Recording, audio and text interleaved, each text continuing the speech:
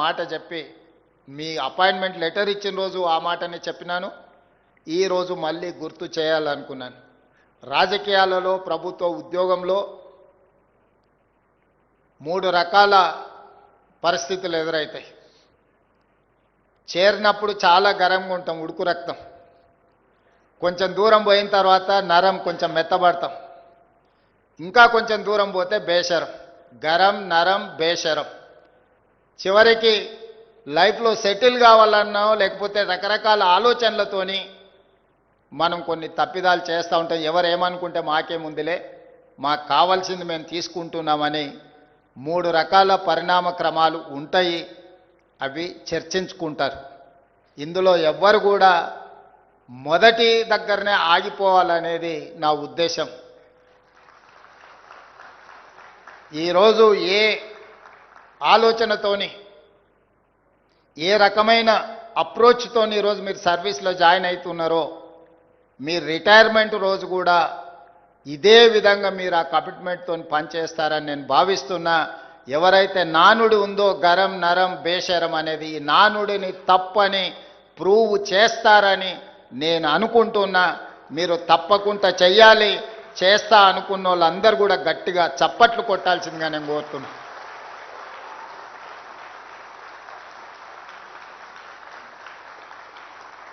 ఇక్కడ ఉన్న వాళ్ళకు కొంతమందికి పెళ్ళి అయి ఉండొచ్చు, చాలామందికి పెళ్లి కావాల్సిన అవకాశం ఉండొచ్చు. అమ్మాయిలకేమో అత్తగారింటికి వెళ్తే తల్లిదండ్రులను చూసుకోవడం కష్టమైంది.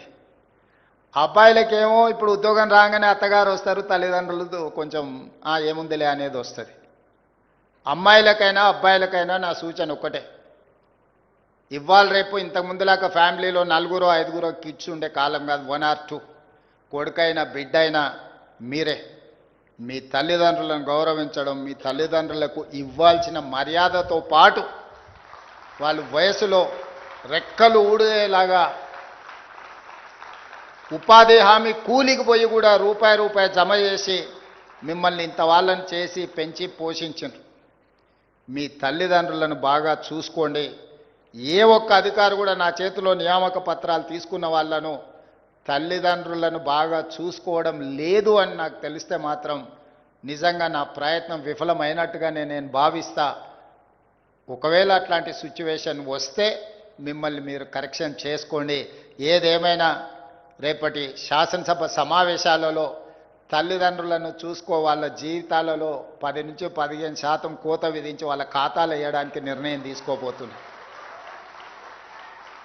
ఇది ఆడపిల్లలందరూ సంతోషంగా ఒప్పుకుంటారు నాకు తెలిసి. ఎందుకంటే వాళ్ళ అత్తగారింటికి పోయినప్పుడు అత్తగారు మొత్తం జీతం అంతా ఇటే ఇవ్వమంటారు. కాబట్టి పెంచి పోషించిన తల్లిదండ్రుల మీద ఆడపిల్లలకు తప్పకుండా ప్రేమ ఉంటుంది. వాళ్ళు సంతోషంగా ఈ చట్టాన్ని స్వీకరిస్తారు. మరి అబ్బాయిల సంగతి నాకు తెలీదు. కాకపోతే మీరు కూడా ప్రిపేర్ అవ్వాల్సిందే. జాగ్రత్తగా చూసుకుంటే బాగుంటుంది, జాగ్రత్తగా చూసుకోకపోతే కోత పడుతుంది. ఈ 2 విషయాలను దృష్టిలో పెట్టుకొని మంచి శిక్షణ కార్యక్రమం, దీంట్లో ఇంకా కొంచెం ప్రాక్టికల్గా మీరు నేర్చుకోవాల్సింది ఉంది. రీసెంట్గా నేను కూడా స్టూడెంట్గా హార్వర్డ్ యూనివర్సిటీ పోయి వచ్చిన, మీకు అందరికి తెలుసు. మార్నింగ్ 7 నుంచి ఈవినింగ్ 7 వరకు క్లాసెస్ ఉండడం, అక్కడ సిస్టమ్ అంతా. మరి మీకు ఎన్ని గంటలు మీరు పార్టిసిపేట్ చేసారో నాకు తెలీదు. అక్కడ మాత్రం మార్నింగ్ 7 o'clock నుంచి ఈవినింగ్ 7, ఆల్మోస్ట్ 12 hours కంటిన్యూస్గా ఉన్నాము. ఇది పెద్ద విషయం కాదు. కాకపోతే హార్వర్డ్తో నెగోషియేట్ చేసి వచ్చిన మీరందరూ హార్వర్డ్ వెళ్ళడానికి కష్టం అవుతుంది. కాబట్టి ఈ ఎంసీ హెచ్ఆర్డి హార్వర్డ్ మధ్యలో ఒక MOU చేస్తున్నాం. వాళ్ళే ఇక్కడికి వచ్చి మీకు శిక్షణ ఇచ్చే విధంగా executive education classes Marri Chenna Reddy ప్రాంగణంలో జరగబోతున్నాయి. In principle they have agreed to come and teach in Marri Chenna Reddy. తొందరలోనే MOUs అన్ని సంతకాలు పెడుతున్నాం. అంత కరెక్ట్గా ఉంటే రాబోయే 6 నెలల్లో రాష్ట్ర అవతరణ దినోత్సవం లోపల హార్వర్డ్ యూనివర్సిటీ మర్రి ఎంసీ హెచ్ఆర్డీకి రాబోతుంది. మీరు మళ్ళీ శిక్షణకు వచ్చినప్పుడు మీరు హార్వర్డ్ సర్టిఫికెట్ కోర్స్ కోసం, ఎగ్జిక్యూటివ్ ఎడ్యుకేషన్ కోసం మీరు అందరూ ప్రిపేర్గా ఉండండి. హార్వర్డ్ని కూడా హైదరాబాద్కి తీసుకొచ్చే బాధ్యత ప్రభుత్వం తీసుకుంటుంది.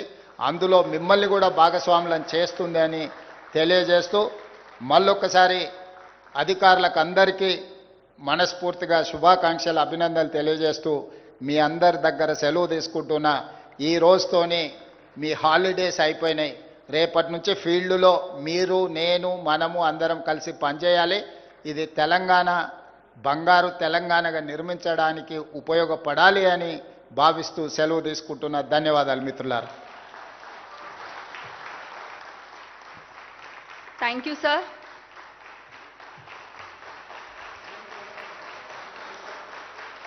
సార్ ఈ చప్పట్లు ప్రోటోకాల్కి కాదు సార్, ప్రజల కోసం సంకల్పంతో పనిచేసే మీ నాయకత్వానికి సార్.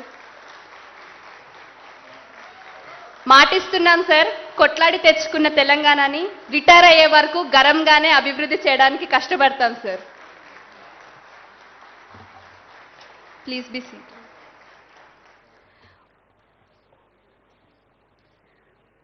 ఉత్తమ శ్రేణి యాదృచ్ఛికం కాదు, అది క్రమశిక్షణ, నిబద్ధత, నిరంతర ప్రయత్నం ఫలితం. ఈ 42 రోజుల ప్రయాణంలో అత్యద్భుత ప్రతిభను